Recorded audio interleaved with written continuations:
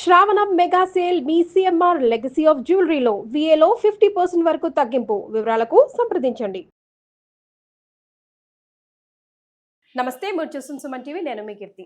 September 7వ తారీఖు సంపూర్ణ రాహుగ్రస్త చంద్రగ్రహణం ఏర్పడబోతుంది. మరి దీని ఎఫెక్ట్స్ కొన్ని రాసుల వారికి చాలా భయంకరంగా ఉండబోతుంది, కొన్ని రాసుల వారికి అద్భుతం, మహా అద్భుతంగా ఉండబోతుంది అని అంటున్నారు.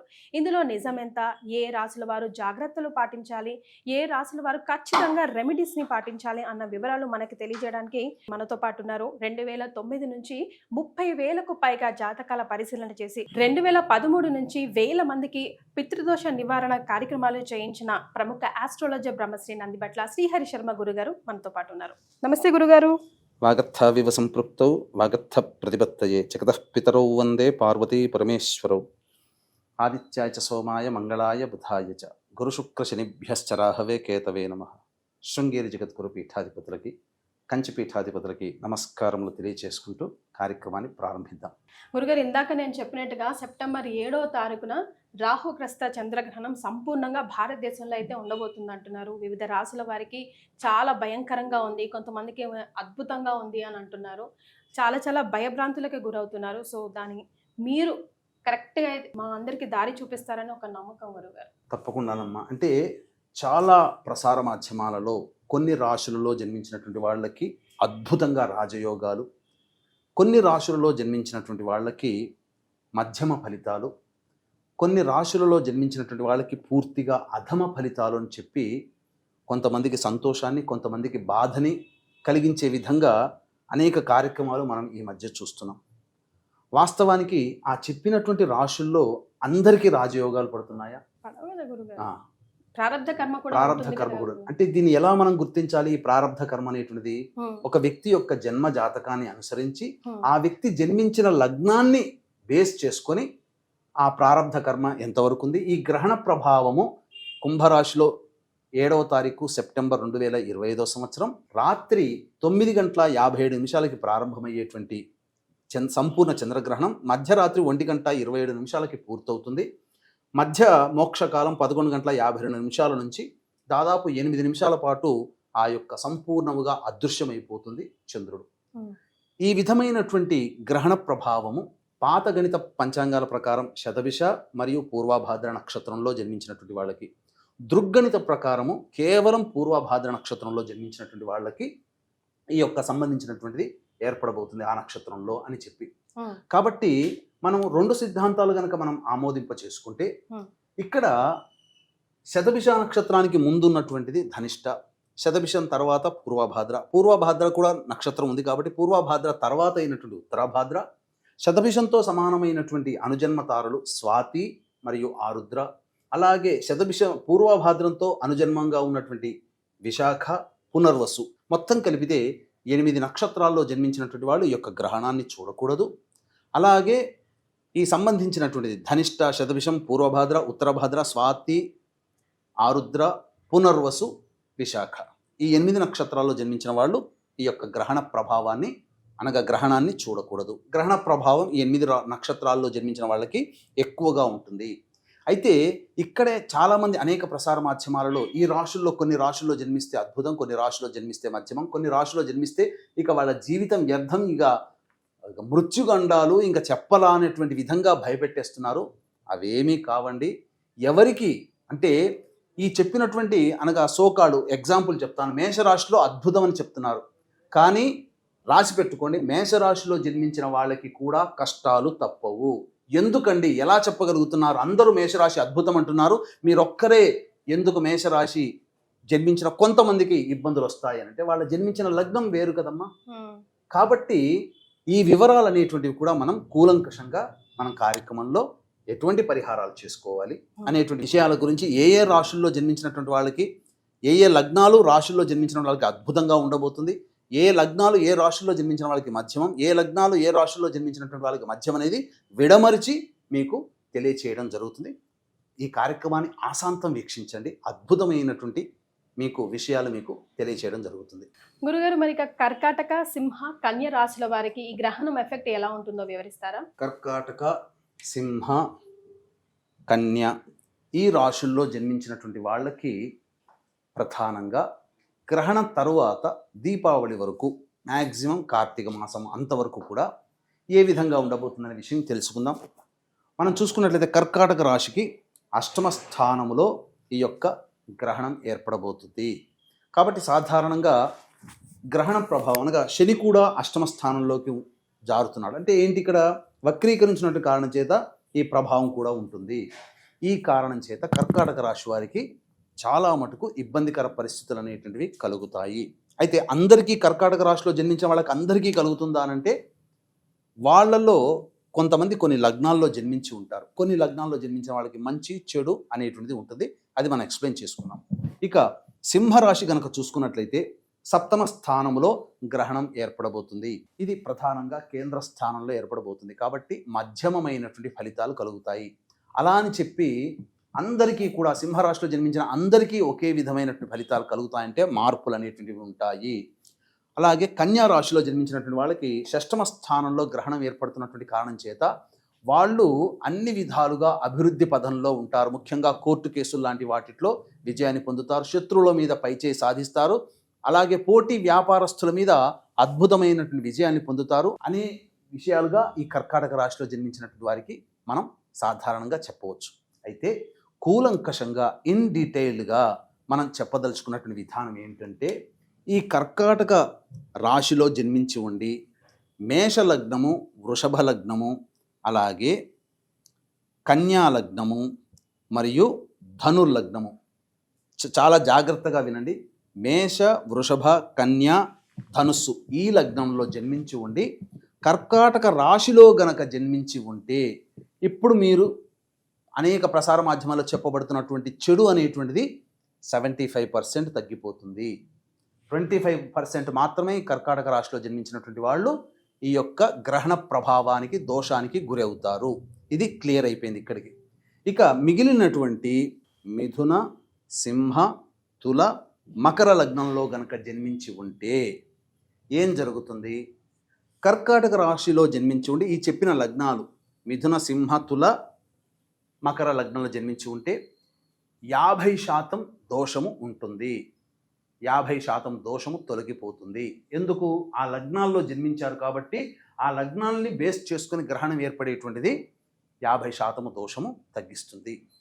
కానీ కర్కాటక రాశిలో జన్మించి ఉండి కర్కాటక లగ్నము, అలాగే వృశ్చిక లగ్నము, కుంభ లగ్నము, మీన లగ్నంలో గనక జన్మించి ఉంటే ఈ కర్కాటక రాశి వాళ్ళకి అధమమైనటువంటి ఫలితాలు, ఎక్కువగా ఇబ్బందికర పరిస్థితులు అనేటువంటివి ఈ యొక్క కర్కాటక రాశి చెప్పినటువంటి ఈ వృశ్చిక, కర్కాటక, కుంభ, మీన లగ్నంలో కనుక జన్మించి ఉండి కర్కాటక రాశిలో కనుక జన్మించి ఉంటే వాళ్ళకి ఈ ఇబ్బందులు తప్పవు.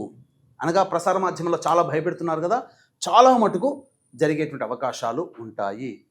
అలాగే ఇక సింహరాశికి సంబంధించి చూసుకున్నట్లయితే సింహరాశికి మధ్యమమైనటువంటి ఫలితాలు అనేటువంటివి కలుగుతాయి. కానీ ఈ సింహరాశిలో జన్మించి ఉండి మేష లగ్నము, వృషభ లగ్నము, అలాగే కన్యా లగ్నము, ధనుర్లగ్నం గనక జన్మించి ఉండి సింహరాశిలో గనక జన్మించి ఉంటే బాగా జాగ్రత్తగా వినండి. లగ్నాలు చెప్తున్నాను, రాశులు చెప్తున్నాను, మీ యొక్క హారోస్కోప్లో తెలుస్తుంది. ఆ విధంగా గనక ఉంటే మీకు సింహరాశిలో చెప్పినటువంటి 50% దోషము, 50% మంచి మధ్యస్థంగా అన్నారు కదా, సంపూర్ణముగా మీకు యోగాన్ని కలగచేస్తాయి. అందులో ఏమాత్రం సందేహం లేదు.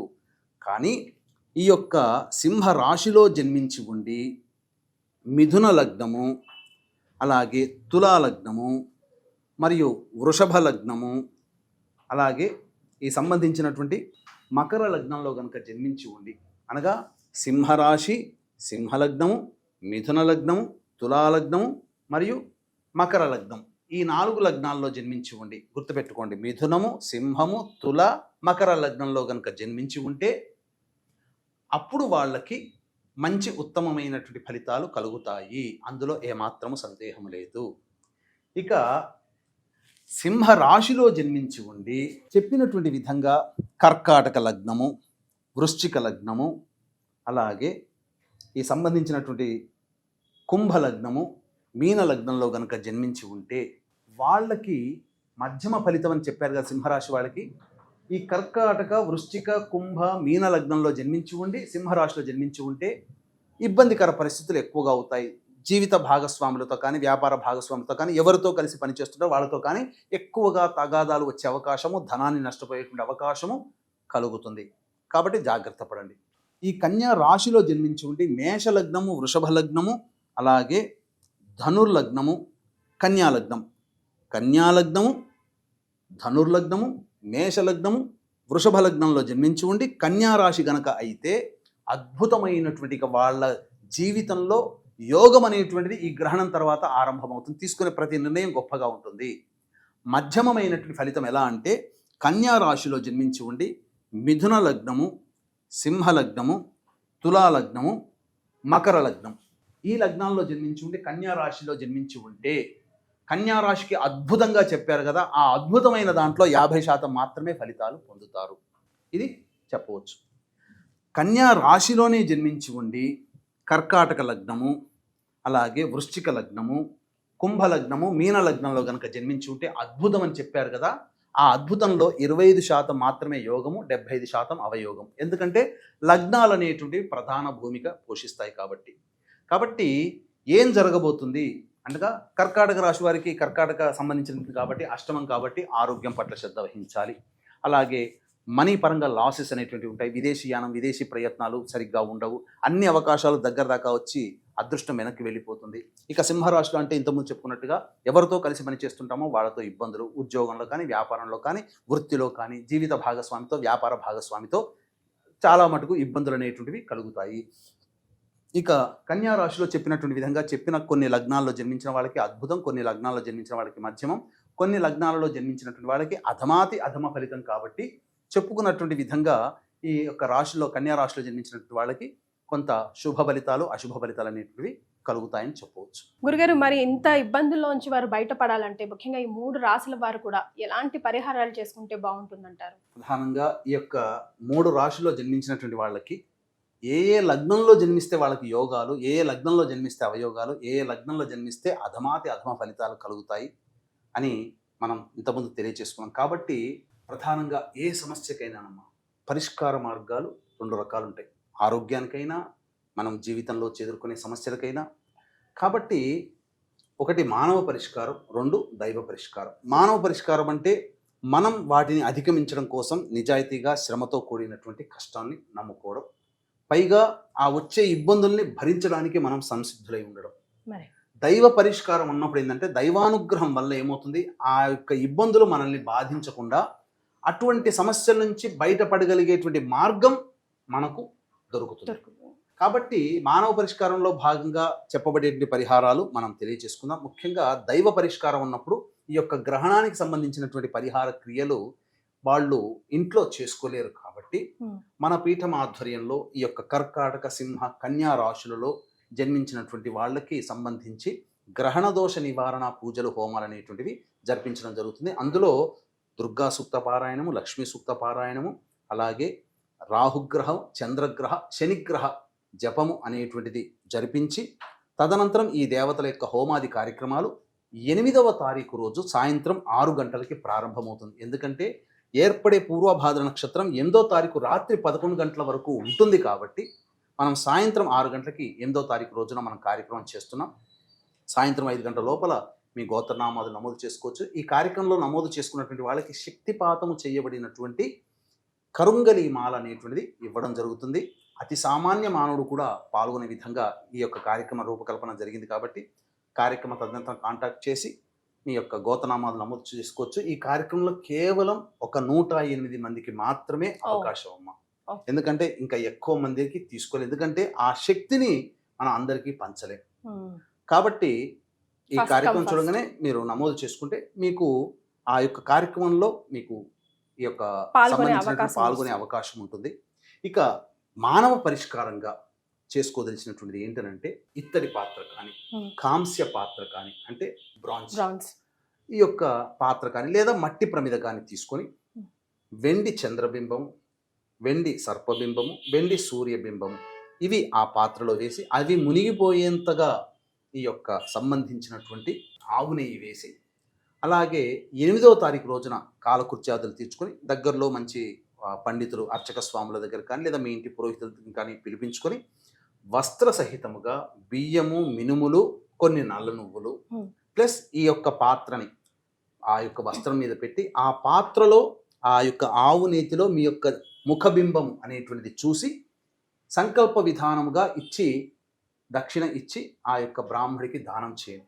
8వ తారీఖు తెల్లారి వారే చేయాలా గురుగారు, లేకపోతే గ్రహణంకి ముందే ఇవన్నీ రెడీ చేసుకొని పెట్టుకోవాలంటారా, నెయ్యి అంతా వేసేసి? అంటే గ్రహణానికి ముందు ఇవన్నీ పెట్టుకోవచ్చమ్మా, కానీ అందులో దర్భపుల్ల ఖచ్చితంగా వేసుకోవాలి. కాబట్టి ఉదయమే 8 గంటల ఎప్పుడైనా కానీ ఈ యొక్క పరిహార క్రియలు గ్రహణ తదనంతరం గ్రహణ సమయంలో జపం చేసుకోమన్నది. గ్రహణం అయిపోయిన తర్వాత తెల్లవారి కాలకృత్యాలు తెచ్చుకొని ఈ పరిహారాలు పాటించు. రైట్. సో మొత్తానికి సింహ, కన్య, కర్కాటక రాశి వారు ఇబ్బందుల్లో ఉన్నా కూడా పరిహారం గురుగారు ఎలాగో సూచించారు. డైరెక్ట్గా గురుగారి అపాయింట్మెంట్ కోసం కూడా మీరు ప్రయత్నించవచ్చు. వారు చేసే కార్యక్రమాల్లో కూడా పాల్గొనవచ్చు. ఫస్ట్ కమ్ ఫస్ట్ అనేది మాత్రం గుర్తుపెట్టుకోండి. చాలా సంతోషం గురుగారు, ధన్యవాదాలు. సర్వం శ్రీ ఉమామహేశ్వర పరబ్రహ్మార్పణమస్తు.